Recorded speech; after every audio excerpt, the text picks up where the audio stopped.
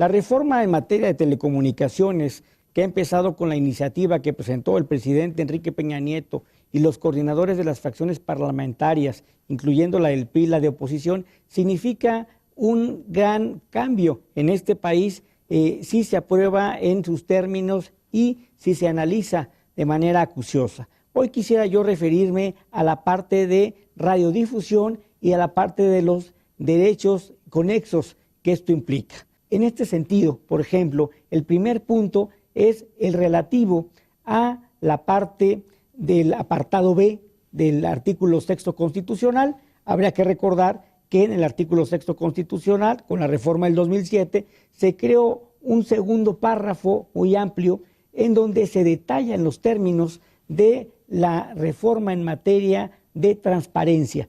Pero ahora se amplía ese apartado B, ese apartado único a dos apartados. El A, dedicado a transparencia y libertad de expresión en sus términos genéricos, y un apartado B dedicado a la radiodifusión y a las telecomunicaciones. Una primera alerta que yo ubicaría es en el momento en que se establece la prohibición de publicar publicidad como información propagandística o comercial. La primera reacción inmediata es: ¿quién va a definir si una información es propagandística o es comercial? Podría ser, por ejemplo, una cuestión ideológica que eventualmente pudiera considerarse propagandística a favor o en contra de algún partido político. No estaríamos ahí hablando de un problema de libertad de expresión. Es un tema, digamos, que está en la frontera de lo que es la regulación de la publicidad, que es importante, y la libertad de expresión. Por supuesto que la diferenciación entre publicidad e información es un principio básico del ejercicio periodístico, es un principio básico de la ética informativa, pero me parece que el hecho de que esté en el ámbito constitucional, no solo legal, sino constitucional, que dicho sea de paso es la única constitución en la historia que tiene esta prohibición expresa en el artículo correspondiente a la libertad de expresión, lo hace por lo menos digno de llamar la atención. Entonces, esta es la primera alerta que habría que estar al pendiente. La segunda oración en esta misma fracción se refiere a los mecanismos que el propio Estado tendrá para identificar o señalar las condiciones que deben regir los contenidos. Esto me parece que es lamentable desde el punto de vista de libertad de expresión.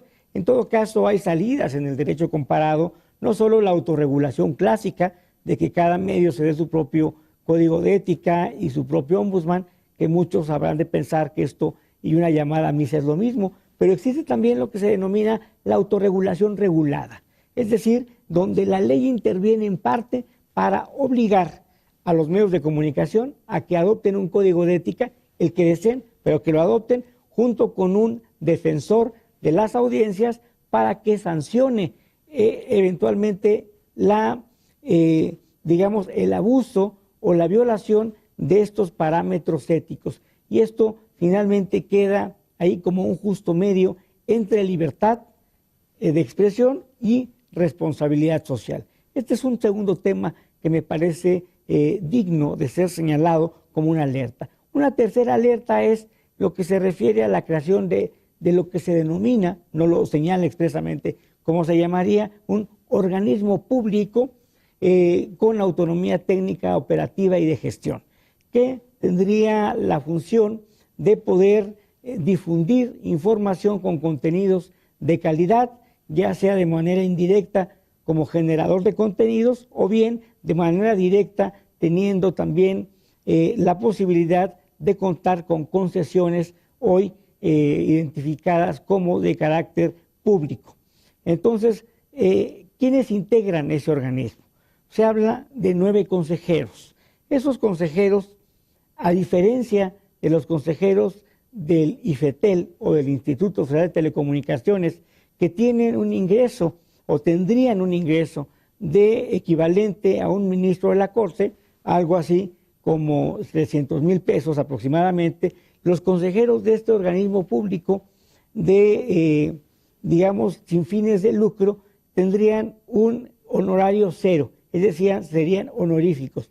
¿Quién en su sano juicio renunciaría a su trabajo para formar parte de este cuerpo de consejeros honoríficos que reclaman tiempo completo, al menos medio tiempo? Yo creo que ahí es otro tema en donde el riesgo de que estos consejeros sean representantes de grupos de interés o de partidos políticos se acerca mucho, porque no es lógico que un ciudadano se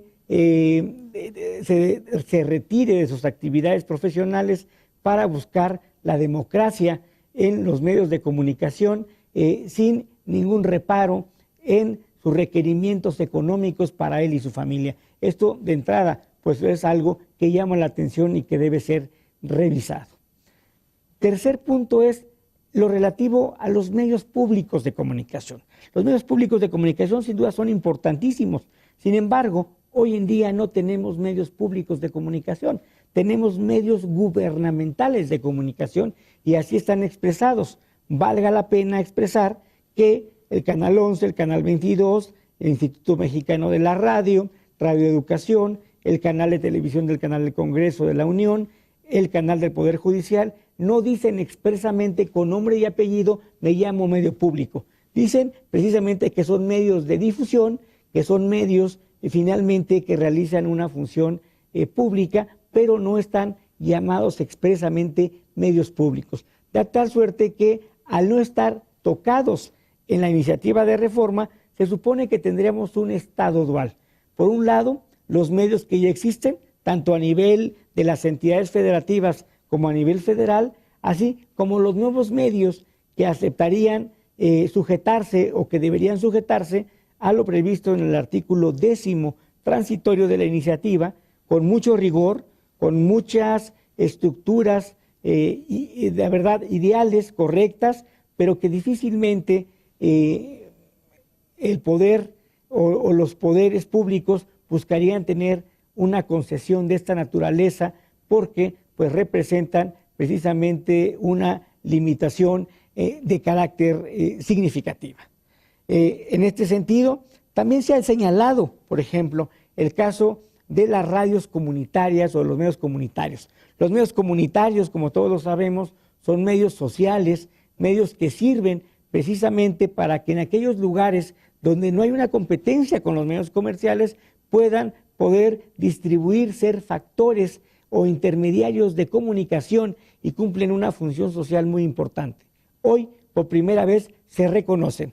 Se cree o se quiere creer que el hecho de que sean concesiones de carácter social va a implicar un acceso inmediato, directo, lógico a la publicidad. Esto no es así, no está establecido ni en la exposición de motivos, ni menos aún en el contenido de la propia reforma, lo cual hace pensar que pues tendrán, como lo han tenido siempre, una presencia acotada, una presencia marginal, y donde el tema central está en la radio comercial, que hace finalmente de la publicidad, hoy en día por lo menos, su actividad principal de manutención, de lucro y de generación precisamente de recuperación de la inversión.